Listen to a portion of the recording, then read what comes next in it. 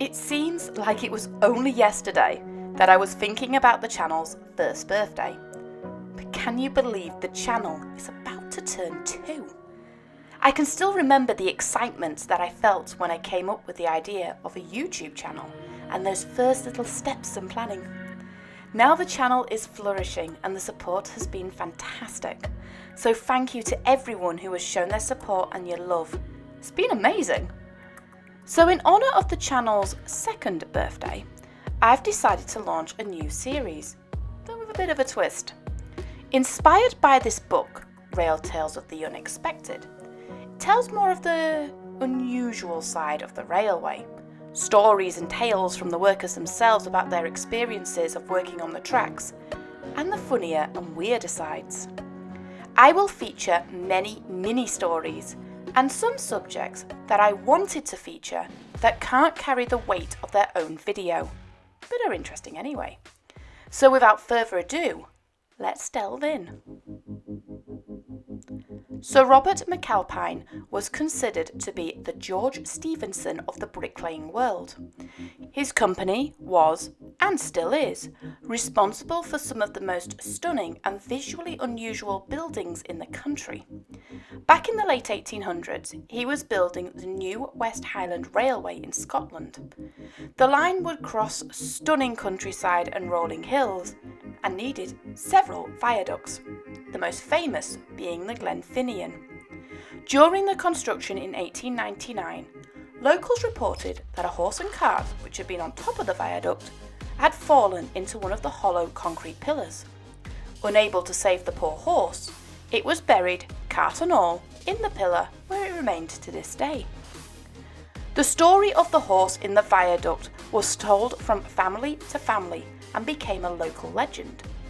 In 1987, after hearing of the legend, Professor Roland Paxton was sceptical. He studied the viaduct and determined that all but 2 of the pillars on the viaduct were simply too narrow for a horse and cart to fall down it.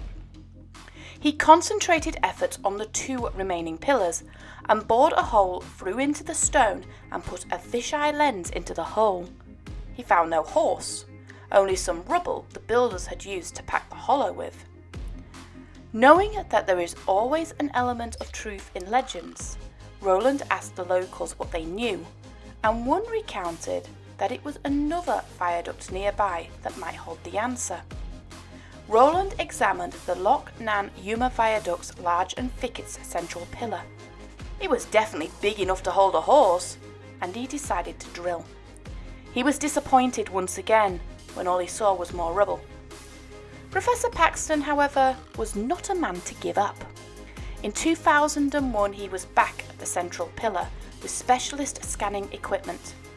His team scanned through the 9-foot thick stone and concrete, and to his utter shock and delight, his scans revealed his missing horse and cart. According to the scans, it appeared that the cart fell down the hole and into the wet cement first, driving the unsuspecting horse in after it. The horse, to this day, sits vertically in the hole, still attached to the cart, which sealed its fate. Steam engine cabs are dusty things. The mix of coal dust and soot is enough to make any driver sneeze. But one day, a single sneeze actually brought in a full managerial inquiry. August 1960 was a warm, hot summer. The Cambridge Buffet Car Express was one of the highlights of the railway timetable, and served several meals. The buffet car of the splendid train was invariably part of the Flying Scotsman train at one point and would fly out meals as fast as the train would run. The engine itself, a V2, would proudly haul diners from Cambridge to King's Cross so smooth that not a drop of soup was spilled. It became popular, especially with students from the university wanting to sample the capital's sights and nightlife in style. On the 3:15, Jack Sharp was on the up run to London. Up until that point, the run had been like any other. But then, as he leaned out of the cab, he hit the bright sunshine, coupled with a dirty snot, and before he knew it, he had exploded with a violent sneeze. The sneeze was so powerful, his false teeth flew out of his mouth and onto the tracks. He darted into the cab and instantly put on the emergency brake, stopping the engine. Unfortunately for the diners, the sudden stop did not have an effect on the items on the table, with many drinks and food being flung around the carriage. As curious heads popped out of windows, seeing what the trouble was, the driver clambered down to retrieve his false gnashers, which were sitting perfectly safe on the line side about a half a mile back. With a cheerful wave to the angry passengers and a very irate guard, the driver clambered back on board to continue with his later-than-planned journey. The driver saved his teeth, but it did end up costing him his chance to work with passengers, as the inquiry into the incident put a black mark on his record, and he retired having to serve several years on slow goods work. Unless you work on the Shinkansen, rail delays are a normal part of everyday life. It could be anything from faulty points to leaves on the line. Or in Euston Station, where this train-surfing cat caused chaos and cancellations when it refused to budge for 2.5 hours. But one delay left people flummoxed. A £140 tortoise.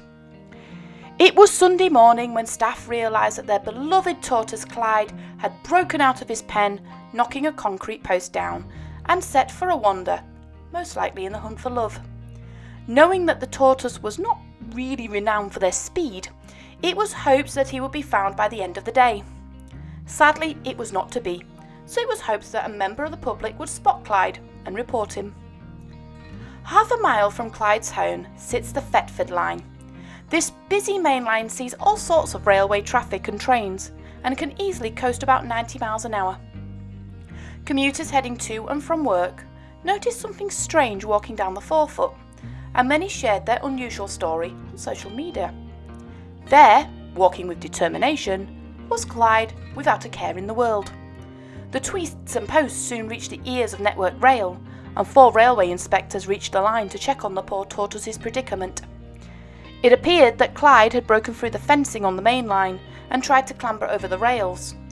It is unlikely that Clyde was able to get out of the forefoot, so started to walk down it instead. Sadly, one of the trains had hit the poor lad and smashed the top of his shell, but Clyde was undeterred by this injury and was still walking with gusto in vain to find a girl. The 4 network workers closed off the main line for an hour as they carefully lifted the weightless tortoise off the track and into a waiting van to take him to the vets.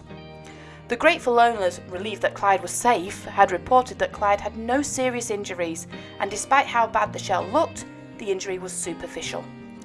Clyde is now back home in his sanctuary, although he has been grounded indefinitely. So this is where we're going to leave our stories for this month. So tune in next month when I'm going to have more stories from the other side of the tracks. And if you do have a story to tell, please put them down in the comments.